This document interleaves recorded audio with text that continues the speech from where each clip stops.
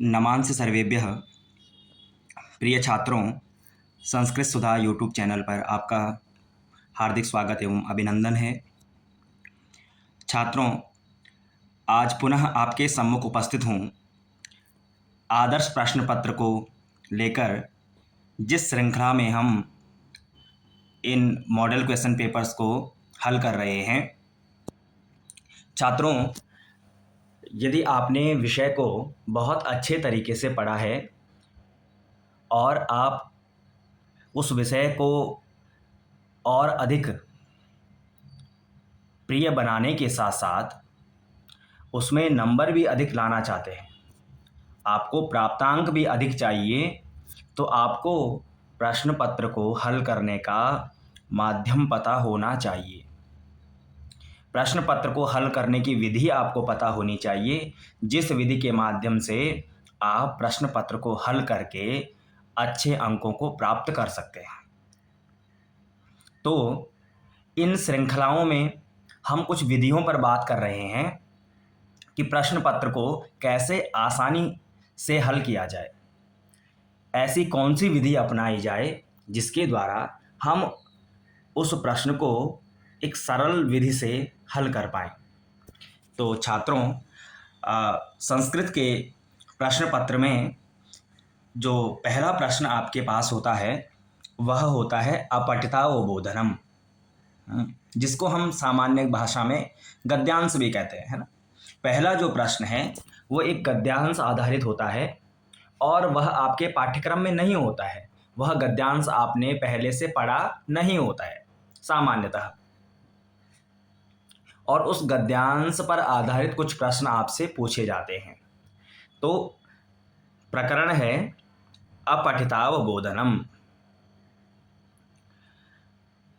इस अपठितावबोधनम में हम जो पहला गद्यांश है उसकी ओर चलेंगे। खंड का प्रश्न संख्या 1, अधोलिखितम अनुच्छेदम पठित्वा दत्तानां प्रश्नानां उत्तराणि लिखत। अधोलिखित अनुच्छेद को पढ़ के आपको दिए गए प्रश्नों के उत्तर संस्कृत भाषा में ही लिखने हैं। तो छात्रों, इस प्रश्न को हल करने के लिए आपको सबसे पहले उस गद्यांश को एक बार पढ़ लेना है, उसका भावार्थ समझ लीजिए।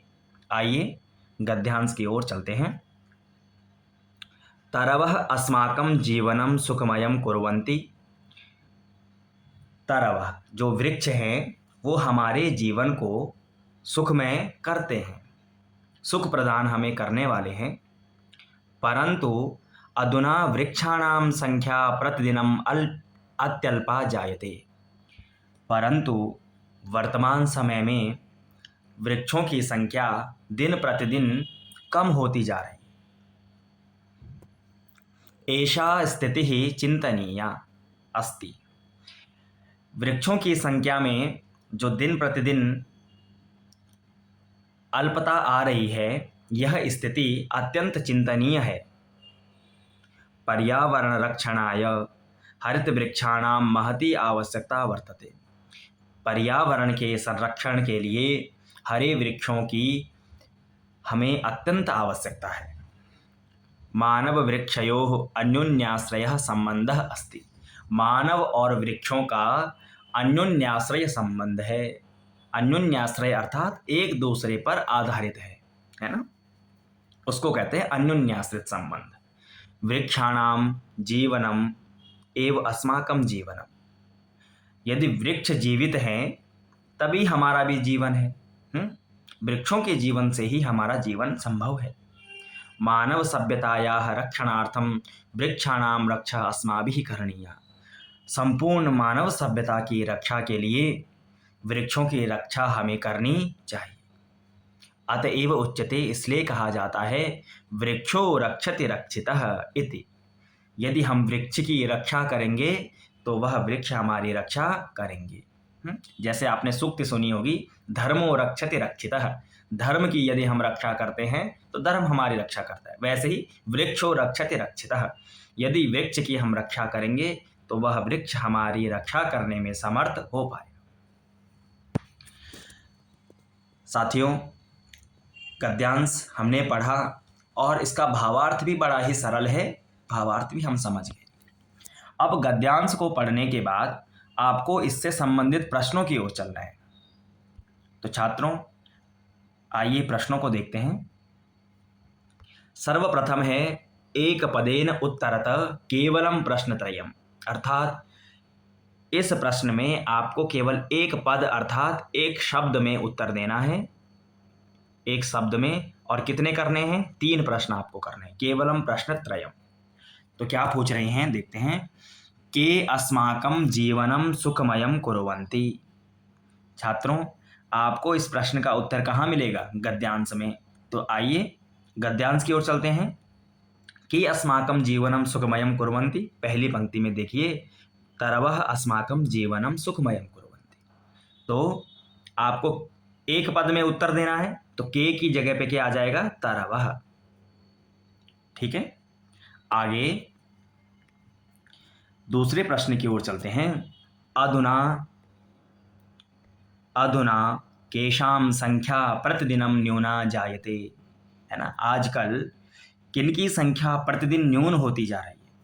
तो गद्यांश में था अधुना वृक्षाणाम संख्या प्रतिदिनम अत्यल्पा जायते।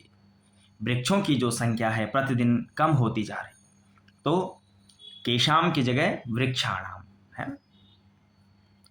ऐसे ही कह रक्षति रक्षितः, कह रक्षति रक्षितः, तो हमने क्या पढ़ा था?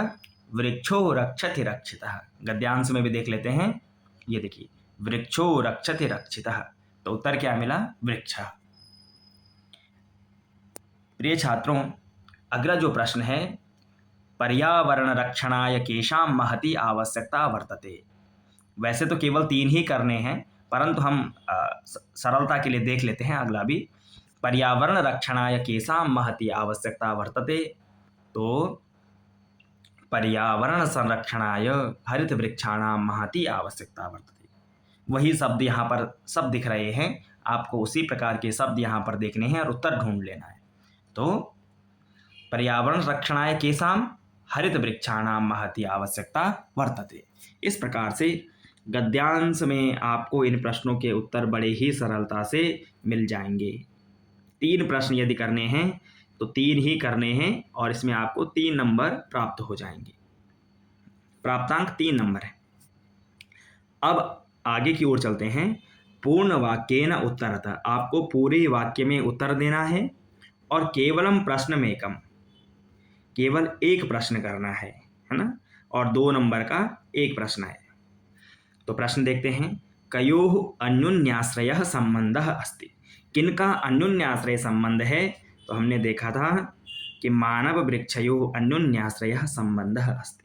मानव और वृक्षों का अन्योन्याश्रय संबंध है। यह वाक्य हमको बिल्कुल ऐसे ही वहाँ पर लिख देना है कि मानव वृक्षयोः अन्योन्याश्रयः संबंधः अस्ति, क्योंकि पूर्ण वाक्य में उत्तर लिखना है, तो ये पूरा वाक्य आपको वहाँ पर लिखना ही पड़ेगा। इसका उत्तर हमें प्राप्त हो गया। दूसरा, कस्याः रक्षणार्थम वृक्षाणाम रक्षा अस्माभिः करणीया। तो किसकी रक्षा के लिए हमें वृक्षों की रक्षा करनी होगी? तो उत्तर देखते हैं। मानव सभ्यतायाः रक्षणार्थम वृक्षाणाम रक्षा अस्माभिः करणीया। मानव सभ्यता की रक्षा के लिए वृक्षों की रक्षा हम सबको करनी होगी, है ना।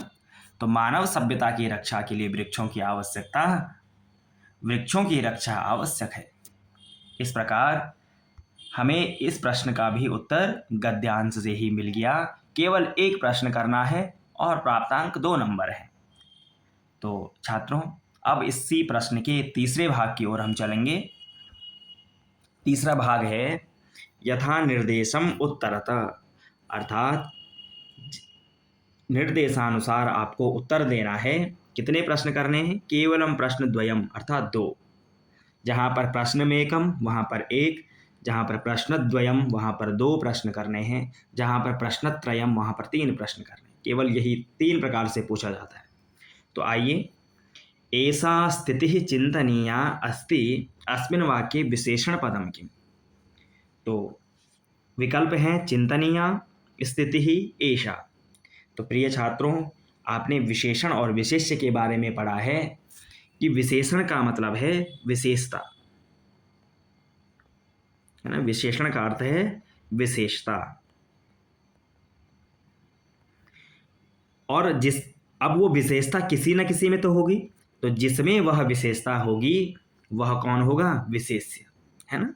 दो बातों को आप ध्यान रखिए कि जो विशेषता है वो विशेषण है और जिसमें वह विशेषता है वह विशेष्य है। तो यहाँ पर पूछा है विशेषण, तो विशेषण क्या हो जाएगा? स्थिति कैसी है? चिंतनीय है, तो विशेषण पद हो जाएगा चिंतनीय। चिंतनीय ये यहाँ पर विशेषता है, स्थिति की विशेषता है चिंतनीय। आगे दूसरे में पूछा अतिन्यूना इति पदस्य किम पर्याय पदम गद्यांशे प्रयुक्तम। अतिन्यूना अत्यधिक कम, इस पद का क्या पर्याय अर्थात समानार्थक समान अर्थ वाला शब्द गद्यांश में क्या प्रयोग हो रखा है? इसका पर्यायवाची कुछ प्रयोग हुआ है कहाँ? गद्यांश में। तो तीन विकल्प हैं अतीव, अस्माकम, अत्यल्प। अब छात्रों यहाँ पर आप सामान्य बुद्धि से यह जान सकते हैं अति न्यूना अर्थात कम, अत्यधिक कम, है ना, अति कम। तो अतीव ये तो इसका पर्याय हो ही नहीं सकता है। अस्माकम हमारा भी इसका पर्याय नहीं है, इसका पर्याय ही केवल एक शब्द है अत्यल्प अर्थात कम, है ना, अति अल्प। तो पर्याय ही एक है, तो गद्यांश में भी यही प्रयोग होगा। सुविधा के लिए हम एक बार गद्यांश में भी देख लेते हैं कि गद्यांश में है, देखिए अत्यल्पा, ये इसका पर्याय शब्द यहाँ पर प्रयोग हो रखा है। तो इसका जो तीसरा प्रश्न है तरवः अस्माकं जीवनं सुखमयं कुर्वन्ति अस्मिन् वाक्ये क्रियापदम किम। इस वाक्य में क्रियापद क्या है? तो सामान्यतः छात्रों क्रियापद जो है वो अंत में प्रयोग होती है सामान्यतः, है ना, क्योंकि कक्षा 6, 7, 8, 9, 10 ये सामान्य स्तर है और यहाँ पर इतने कठिन वाक्य नहीं बनते हैं, सरल वाक्यों में प्रयोग हुआ मिलता है। तो सामान्यतः उन सरल वाक्यों में क्रिया अंत में ही होती है पहचानने के लिए, और क्रिया आप जानते हैं जिससे कुछ कार्य का होना पाया जा रहा है जिसमें। तो तरवः अर्थात वृक्ष, अस्माकं जीवनम हमारे जीवन को, सुखमयम कुर्वन्ति सुखमय करते हैं। तो काम क्या हो रहा है? कुर्वन्ति कर रहे हैं, तो ये क्रिया है और अंत में भी है, इसलिए कुर्वन्ति जो पद है ये क्रियापद है। तो हमने सरलता से एक पदेन, पूर्ण वाक्येन और ये विकल्पात्मक प्रश्न जो हैं वो देखे। प्रिय छात्रों, इसका एक चौथा भाग पूछा जाता है प्रश्न एक का ही। इसमें आपको ध्यान देने की बात है कि चौथा जो इसका भाग होता है उसमें प्रश्न आता है अस्य कृते शीर्षकम लिखत, अस्य अनुच्छेदस्य कृते उचितम शीर्षकम लिखत। जो अनुच्छेद आपने पढ़ा, गद्यांश पढ़ा, उसके लिए आपको एक उचित शीर्षक लिखना है। तो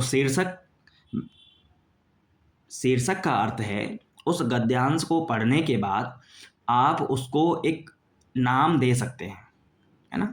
जैसे हमने जो गद्यांश पढ़ा था उसमें वृक्षों के महत्व के बारे में था, है ना। तो शीर्षक क्या क्या टाइटल दे सकते हैं?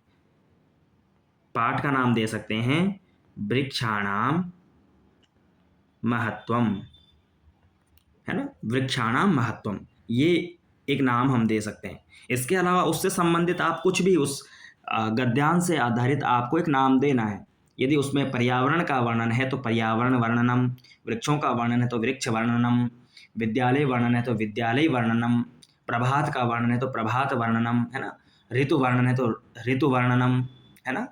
इस प्रकार से आप एक टाइटल, एक पाठ का नाम उस गद्यांश को दे दीजिए, यह होता है शीर्षक। 1 नंबर का आता है, 1 नंबर आपको इसमें मिल जाएगा।